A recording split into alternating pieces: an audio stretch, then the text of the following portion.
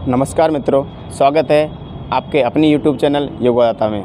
मित्रों, मैं आज आपके इम्यून सिस्टम के बारे में बात करूंगा।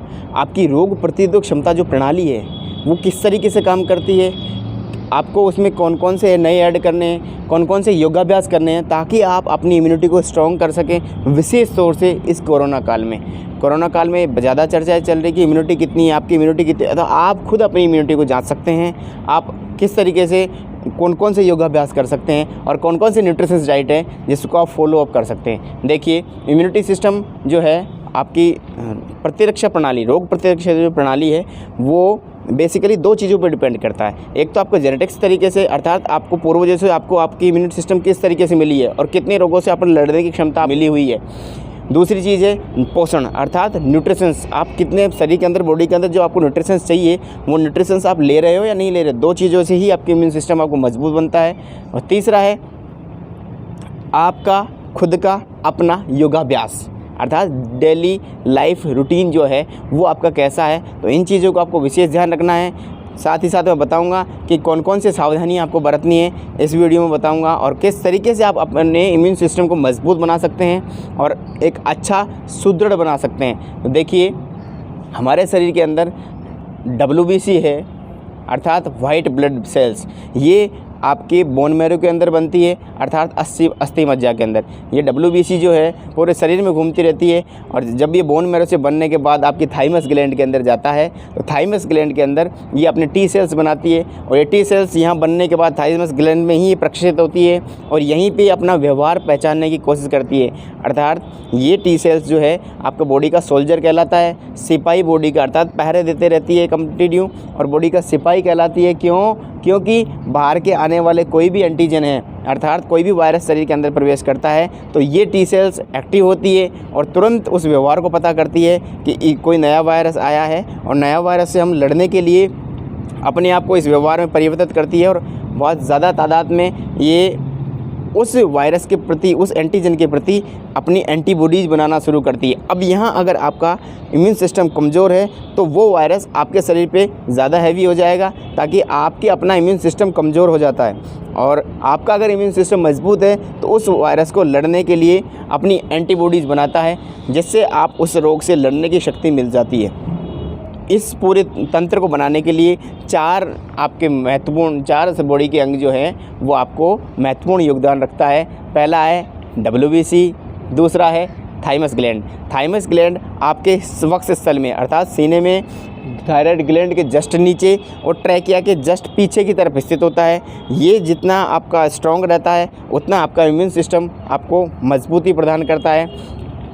थाइमस ग्लैंड के साथ साथ T सेल्स और B सेल्स ये भी विशेष तौर से अहम योगदान रखती है आपके इम्यून सिस्टम को मजबूत बनाने के लिए। साथ ही साथ स्प्लीन और आपके लिम्फ नोड्स, ये पूरे बॉडी को मिलाकर के एक संचरण तंत्र बनाती है, अर्थात रोग प्रतिरोधक क्षमता की प्रणाली पूरी बनाती है। और तो आपको हमेशा ध्यान रखना है कि इन चारों पे आपको विशेष ध्यान रखना है। लिम्फ नोड्स आपके शरीर में हर जगह स्थित होते हैं लगभग। अगर आप अपना इम्यून सिस्टम एक गोली, टैबलेट से लेकर के अपना इम्यून सिस्टम बनाने की कोशिश करोगे तो वो ही लिम्फ नोड्स, वो ही T सेल्स, तो उसके प्रति एंटीबॉडीज़ बनाने के लिए बहुत ज़्यादा जान लगानी पड़ती है और उसको ध्यान रखना पड़ता है, उसको व्यवहार में लाने में टाइम लगता है। लेकिन योगाभ्यास एक ऐसी क्रिया है जो सहजतापूर्वक अपनी बॉडी के हिसाब से, बॉडी लैंग्वेज के हिसाब से उन चीज़ों को कवर करती है। अर्थात बॉडी में जब आप स्ट्रेस देते हो तो आपके T सेल्स स्ट्रेच होते हैं, वहाँ अच्छी ऑक्सीजन पहुँचती है, भरपूर ऑक्सीजन के सप्लाई के साथ वो नए ऊर्जावान बनते हैं योगा के माध्यम से। क्यों? तो योगा जो है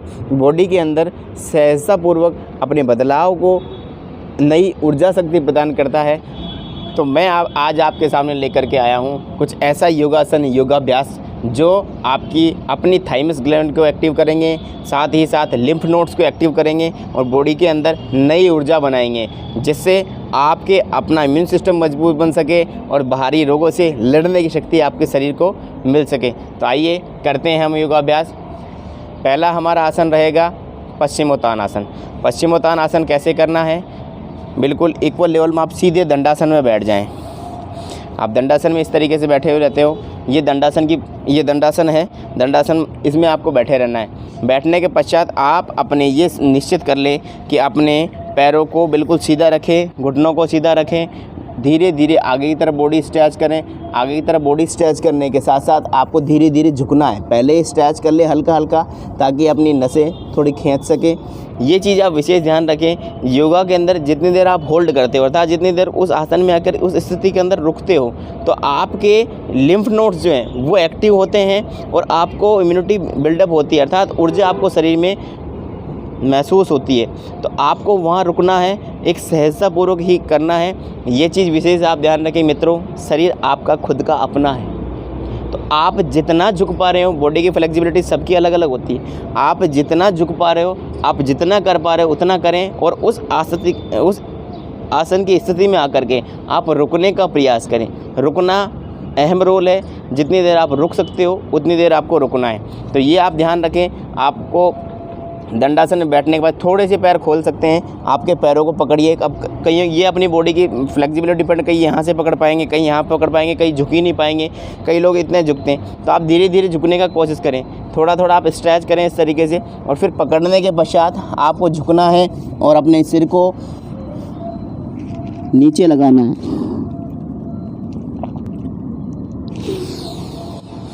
श्वास लेते हुए फिर ऊपर आना है। फिर से आप अब इसमें बॉडी की फ्लेक्सिबिलिटी और देखिए, अर्थात जिनका सिर लगता है यहाँ, वो अपने चिन को लगाएं। अपनी चिन को अपने घुटनों से थोड़ा आगे लगाने का प्रयास करें। तो बॉडी को पहले आगे खींचें। ये जो पीछे आपकी कमर वाला हिस्सा है, यहाँ से आपको खींचना है आगे की तरफ। पहले आगे खींचे अच्छे से, जितना आगे आप खींच सकते हैं उतना आगे खींचना है। फिर पकड़ना है, चिन को नीचे लेके जानी है और रोकना है।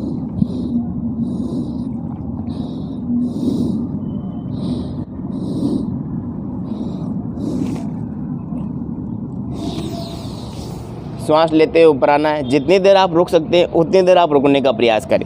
दूसरा हमारा आसन है वज्रासन। वज्रासन भी आप अच्छे से बैठ जाएं।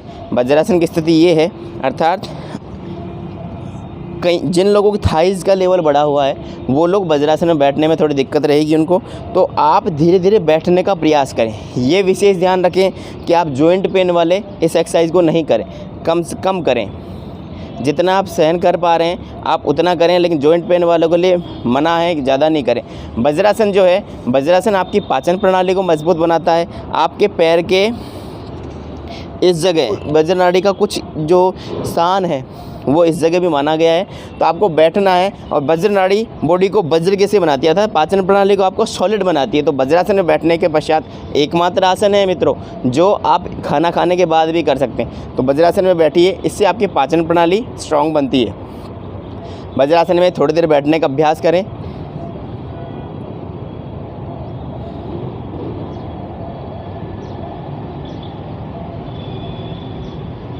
इसमें भी आपको धीरे धीरे होल्डिंग बढ़ानी है।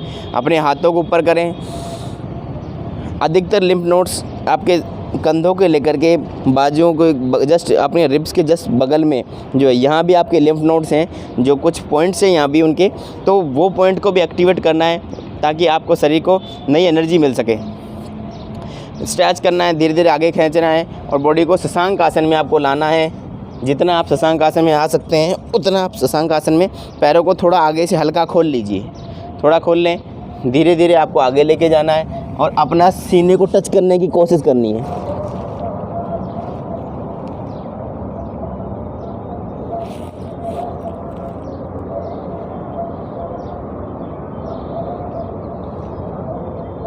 थोड़ी देर रुकना है इसमें और फिर आना है। ये भी आप कर सकते हैं, बहुत अच्छा है। तीसरा है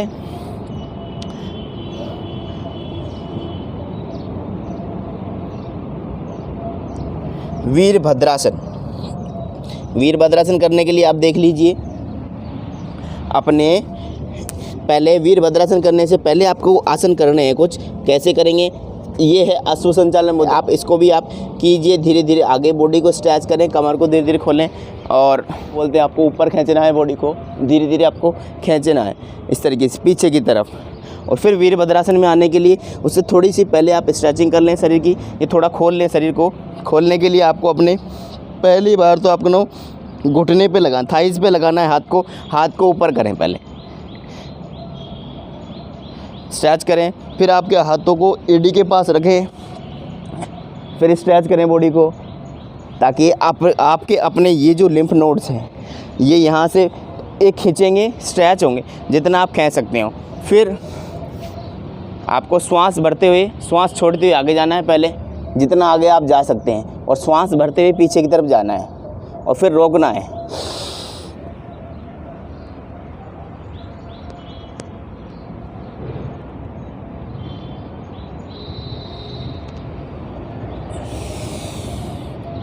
फिर सामने आना है, फिर रुकना है। इसी तरीके से इसका आपको 3 बार अभ्यास करना है। मैंने आपको एक लेग से करके बताया, सेम दूसरी तरफ से भी आपको इसी तरीके ही करना है। नेक्स्ट है आपका बद्ध कोण आसन। बद्ध कोण आसन में आपको अपना चेस्ट जो है वो सामने रखना है, चेस्ट को खींच के रखना है, दोनों हाथों के आगे की तरफ आपका चेस्ट निकलता रहे, और ये निश्चित रखें श्वास को आप जितनी देर आप रोक के रख सकते हैं उतनी देर रोकिए। श्वास को अंदर लेना है, श्वास आप नॉर्मल भी रख सकते हैं, लेकिन श्वास को आप अंदर भरपूर रखें। पूरा ध्यान आपकी अपनी स्पाइन पे होना चाहिए, क्योंकि स्पाइन पे ही आपको फोर्स पड़ रहा है, आपके बोन मैरो के ऊपर इफ़ेक्टिव रोल रहा है, तो आप वहीं ध्यान दें। फिर रिलैक्स रहें, धीरे धीरे आप रिलैक्स कर सकते हैं। इसके साथ साथ आप तितली आसन भी आप कर सकते हैं, अर्थात बटरफ्लाई पोज भी आप कर सकते हैं, लेकिन ये ध्यान रहें बहुत तेज़ आपको नहीं चलाना, पैरों को तेज़ नहीं चलाना, ये बिल्कुल नहीं करना। आप जितना इजी लेवल में आप कर सकते हैं उस इजी लेवल में करें। आपके अपने हिप जॉइंट्स खुलेंगे, लेकिन जिनको पेन रहता है, बहुत सीवियर पेन रहता है, वो इस आसन को कम करें।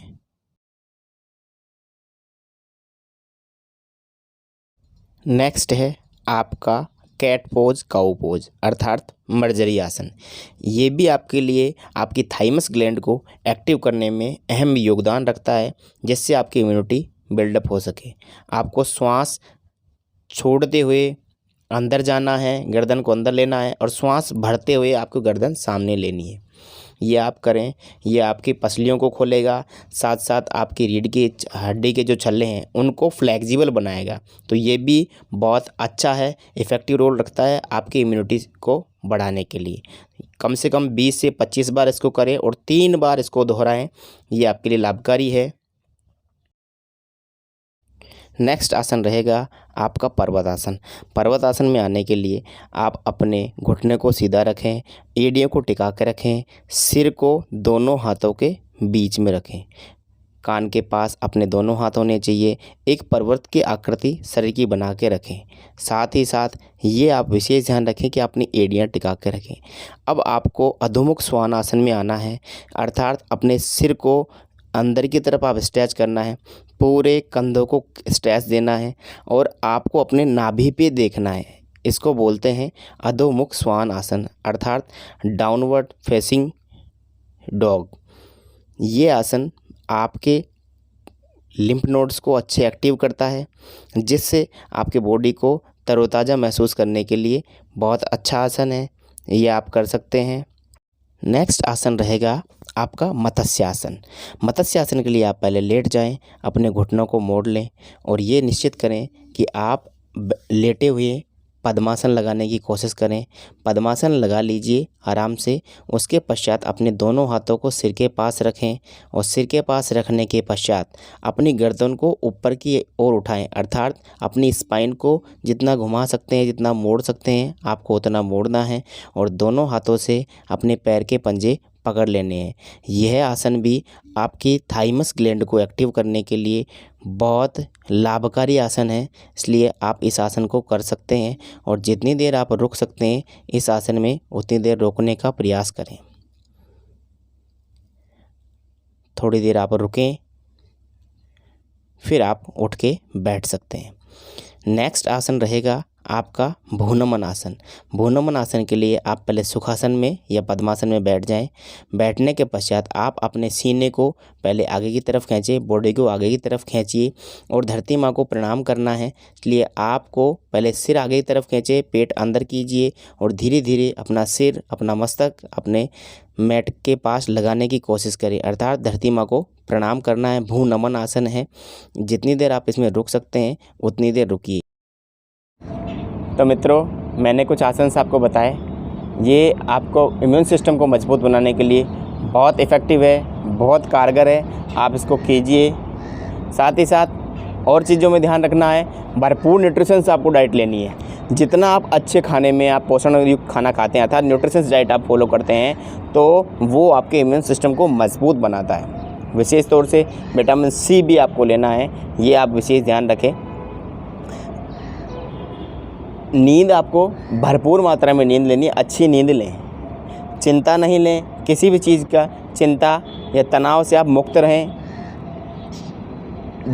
और अपनी दैनिक दिनचर्या को सही बनाइए। मैं फिर कहता था कि हमेशा आपकी दिनचर्या के अंदर केवल 4 चीज़ें ही आपकी फ़िक्स होनी चाहिए, वो दिनचर्या काउंट होती है। नंबर 1 आपका उठना, नंबर 2 आपका खाना, समय पे उठना, समय पे खाना और समय पे आपको सोना। ये 3 चीज़ आपकी फ़िक्स है, ये तो आप फ़िक्स रखें ही रखें। और आप इन चीज़ों के साथ एक चीज़ आप ऐड कीजिए, आपका अपना योगाभ्यास। आपका अपना योगाभ्यास अर्थात आपकी डेली लाइफ रूटीन के अंदर आप कुछ एक्सरसाइज रखें ही रखें, ये आपकी दिनचर्या के पार्ट है। बाकी आप कुछ भी कर सकते हैं, कोई दिक्कत नहीं है, लेकिन इन चीज़ों का आप विशेष ध्यान रखें। दिनचर्या के अंदर यार 4 चीज़ें आप काउंट करके रखें, ये चीज़ आपको करनी ही करनी है। और फिर देखिए आप अपनी लाइफ शानदार रहेंगे, मस्त। चलिए आप अपना ध्यान रखिए, अपनी सेहत का ध्यान रखिए, विशेष तौर से इस कोरोना काल में। और हमारा चैनल आपको अच्छा लगा हो तो लाइक कीजिए, शेयर कीजिए, सब्सक्राइब कीजिए। धन्यवाद मित्रों, जय श्री राम।